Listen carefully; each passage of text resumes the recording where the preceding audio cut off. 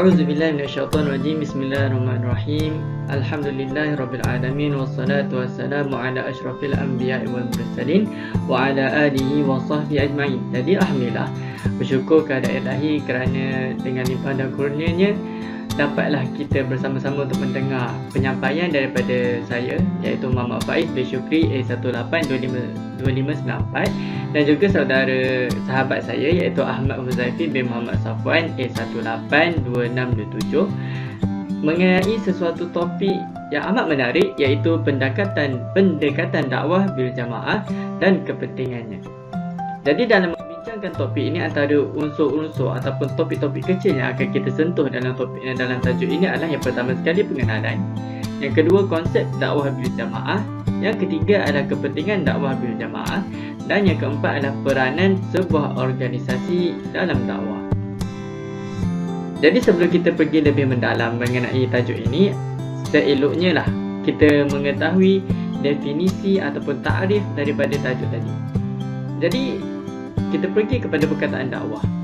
Dakwah menurut Dr. Rauf Sya'labi adalah dakwah merupakan satu gerakan yang membawa ataupun mengubah masyarakat daripada kekufuran kepada keimanan, daripada kegelapan kepada cahaya, daripada kesempitan kepada lapang, sama ada di dunia dan di akhirat. Jadi, bagaimana pula dengan dakwah bil jamaah? Menurut Mustafa Masyhur, dakwah bil jamaah ini adalah merupakan sesuatu yang dirancang oleh satu pasukan, mempunyai peraturan, mempunyai sistem yang rapi dan menepati prinsip yang digariskan oleh agama, dan yang terakhir sekali adalah untuk mencapai matlamat yang diciptakan, yang mana bila kita sebut tentang dakwah, matlamat yang diciptakan adalah untuk menyampaikan dakwah keindahan Islam ini kepada seluruh umat manusia. Jadi, apakah dalil yang menjadi sandaran kepada dakwah bil jamaah? Kita boleh lihat dalam surah Al-Ma'idah yang berbunyi a'udzubillahi minasyaitonirrajim wa ta'awanu 'alal birri wat taqwa wa la ta'awanu 'alal itsmi wal 'udwan. Sadaqallahul azim. Dan bantulah kamu saling tolong-menolonglah kamu terhadap perkara kebaikan, dan janganlah kamu tolong-menolong dalam perkara kemungkaran. Itu yang pertama. Yang kedua kita boleh bawakan daripada surah As-Saff, iaitu yang berbunyi a'udzubillahi minasyaitonirrajim innallaha yuhibbul ladzina yuqatiluna fi sabilihi saffan ka'annahum bunyanun marsus. Sesungguhnya Allah menyukai mereka yang berperang di jalan Allah dalam keadaan bangunan yang tersusun. Apakah yang dimaksudkan daripada ayat ini? Sesungguhnya Allah menyukai mereka yang berperang, yang mana peperangan ini kita boleh kiaskan iaitu sebuah organisasi yang dalam keadaan tersusun, yang mana organisasi ini menggerakkan dakwahnya dalam keadaan penuh tersusun, penuh tanzim dan penuh disiplin. Kerana apa? Dakwah yang tidak tersusun boleh dikalahkan daripada kejahilan yang tidak tersusun. Ini adalah kata-kata daripada orang yang terdahulu. Jadi, seterusnya kita pergi kepada konsep dakwah. Dalam konsep dakwah ini kita akan lihat daripada dua sudut, iaitu yang pertama adalah daripada perspektif Islam, dan juga yang kedua adalah daripada perspektif konvensional. Jadi, dari sudut perspektif Islam, konsep jemaah ataupun konsep organisasi dalam dakwah adalah mempunyai organisasi yang terancang dan ahli organisasi mendapat tarbiyah yang benar dan cukup. Ini kerana jika ahli organisasi itu sendiri tidak mendapat dakwah ataupun tarbiyah yang mencukupi, bagaimana mungkin untuk mereka menyebarkan Islam yang sebenar, menyampaikan kefahaman Islam yang sebenar kepada orang lain? Oleh itu, ahli itu sendiri perlu mendapat tarbiyah yang secukupnya sebelum mereka menyebarkan dakwah kepada orang lain. Yang kedua adalah mereka perlu menilai kejayaan melalui panduan agama dan bukan melalui nama ataupun pencapaian dunia. Jadi kita boleh simpulkan di sini bahawa dalam konsep jemaah ataupun organisasi dakwah, material bukanlah matlamat kejayaan mereka, tetapi yang mereka impikan adalah kejayaan mereka di akhirat nanti. Saham-saham yang mereka kutip di dunia ini adalah untuk sebagai bukti mereka di akhirat nanti.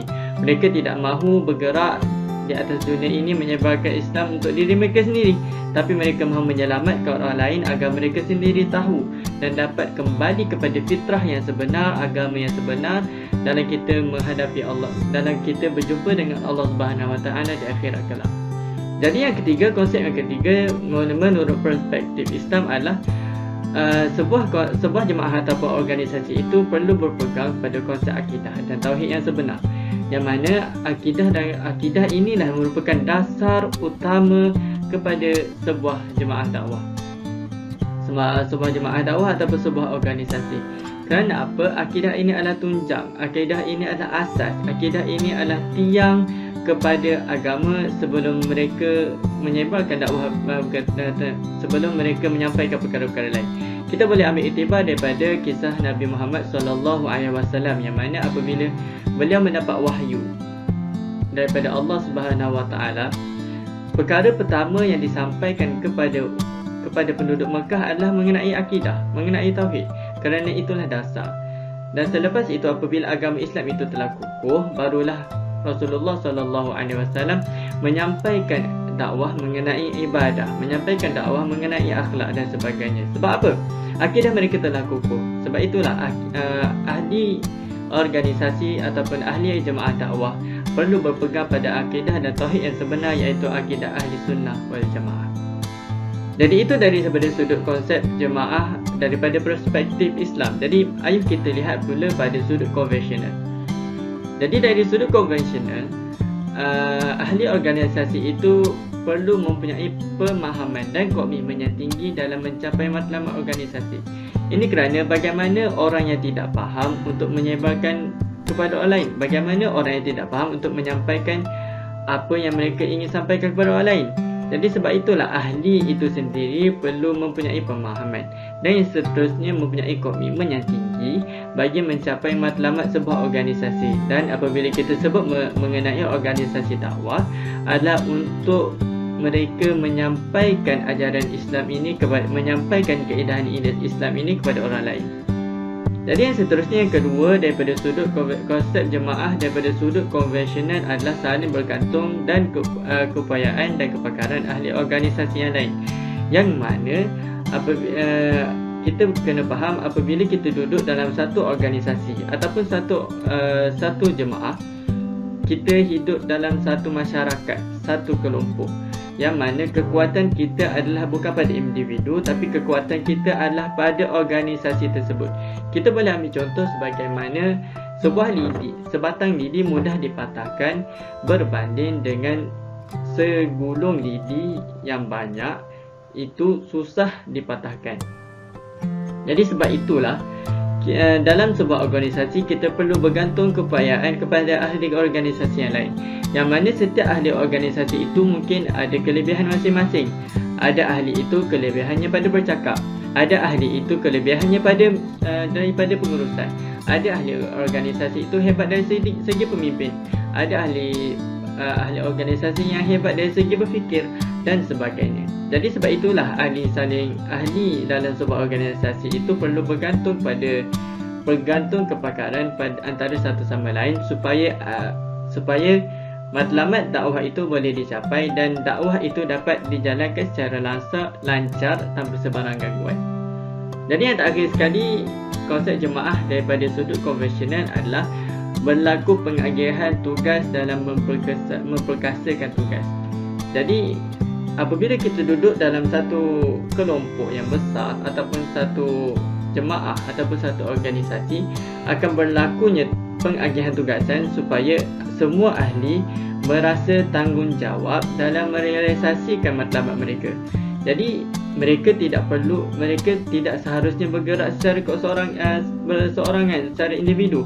Mereka harus bergerak secara ramai-ramai, secara serentak melalui platform dan kelebihan yang ada pada ahli masing-masing. Jadi sebab itulah pengagihan tugasan ini perlu dalam memperkasakan matlamat dakwah, dalam menyampaikan dakwah kepada orang lain. Jadi untuk seterusnya saya serahkan kepada sahabat saya, Saudara Huzaifi. Bismillahirrahmanirrahim. Assalamualaikum warahmatullahi wabarakatuh. Jadi insyaAllah saya akan sambung bahagian yang seterusnya, iaitu kepentingan dakwah berjamaah ataupun apa pentingnya kita untuk berdakwah secara kolektif ataupun secara berorganisasi. Jadi apa yang saya sebut sebelum saya mula, ingin petiklah kepada ayat di Al-Quran. A'udzu billahi minasyaitonir rajim.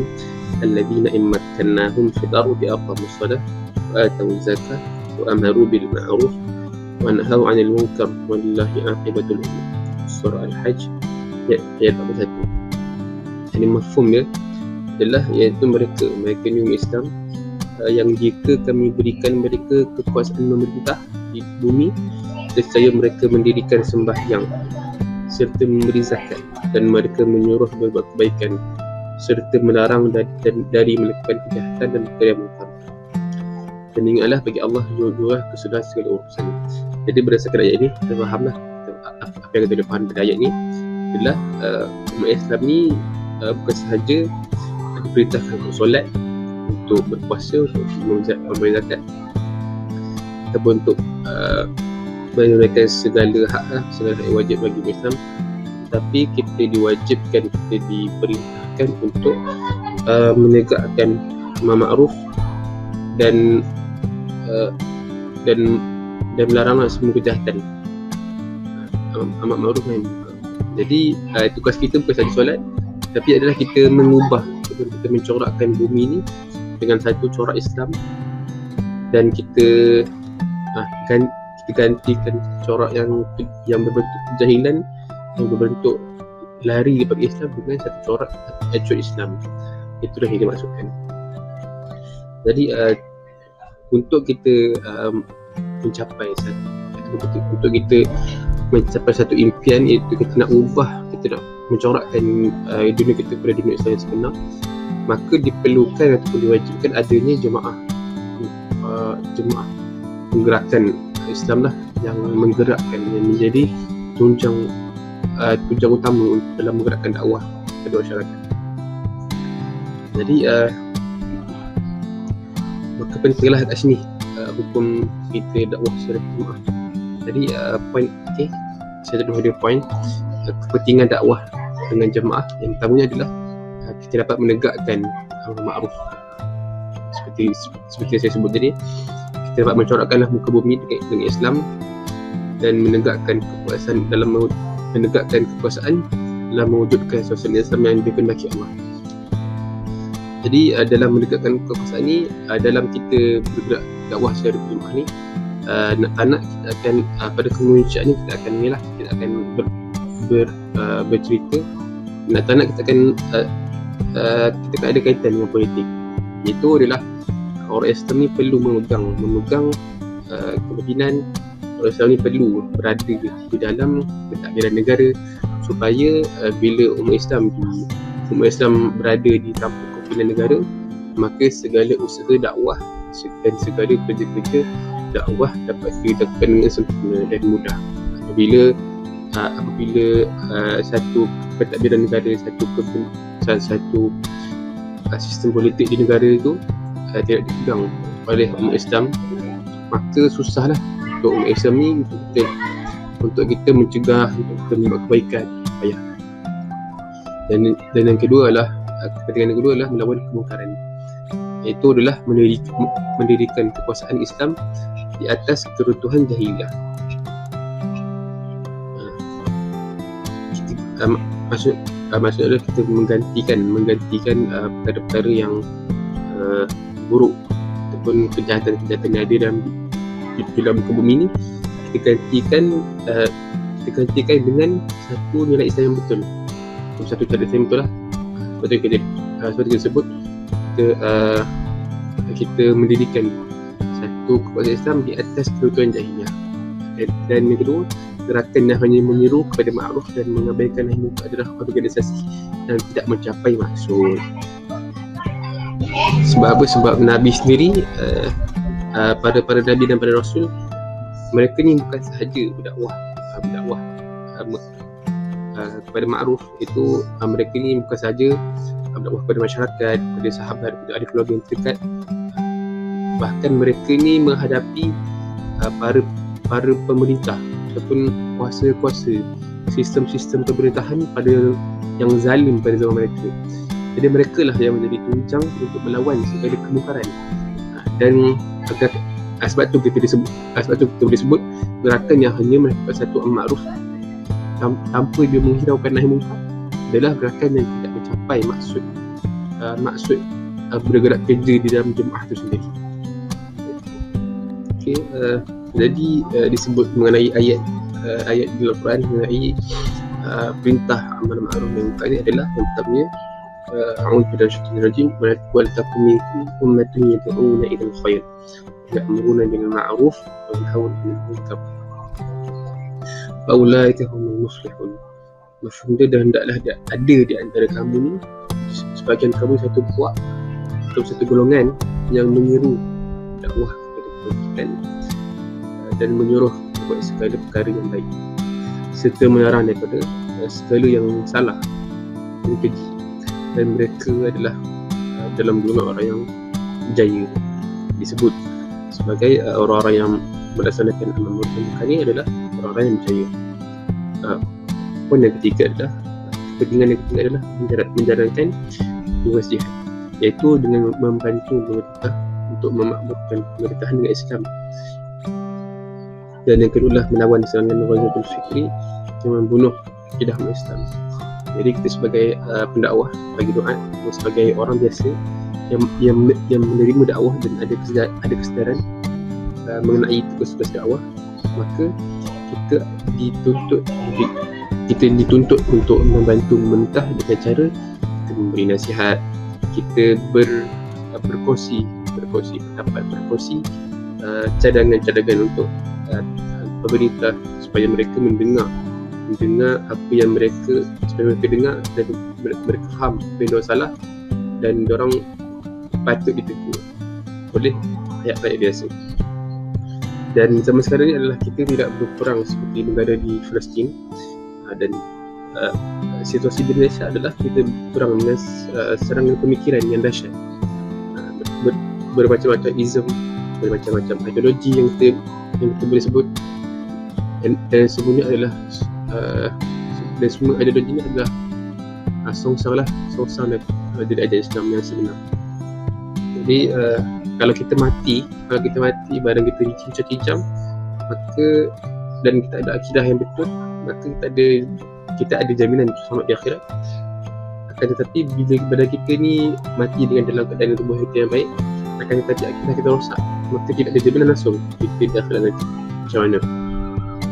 Dan yang poin yang terakhir adalah pelaksanaan dakwah yang lebih efektif. Dengan adanya perbincangan ahli organisasi dan pelbagai latar-belakang, perlunya ada perbincangan antara ahli dan ahli dia pendakwah. Mereka ni perlu melakukan survei, perlu melakukan pengumpulan maklumat ataupun pertukaran idea. Yang seterusnya menjimat dan memudahkan kita kisah Rasulullah dan Arab itu dalam perang Badar. Dan seterusnya peranan sebuah organisasi dakwah. Yang pertama, membentuk kesedaran dan kehayatan terhadap kehidupan Islam yang sebenar, bukan sahaja terhadap kebutuhan masyarakat, malah pada kebutuhan negara. Dan yang kedua, mentarbiah dan menyusun doa dakwah di dalam sebuah gerakan untuk berperanan sebagai penggerak dakwah di dalam masyarakat. Jadi pendakwah ni perlu disusun, perlu ditarbiah, perlu disistematikkan dalam sistem yang betul supaya mereka ni ada ketahanan, supaya mereka ni ada kekuatan untuk mereka berhadapan dengan masyarakat dan menghadapi masalah-masalah masyarakat.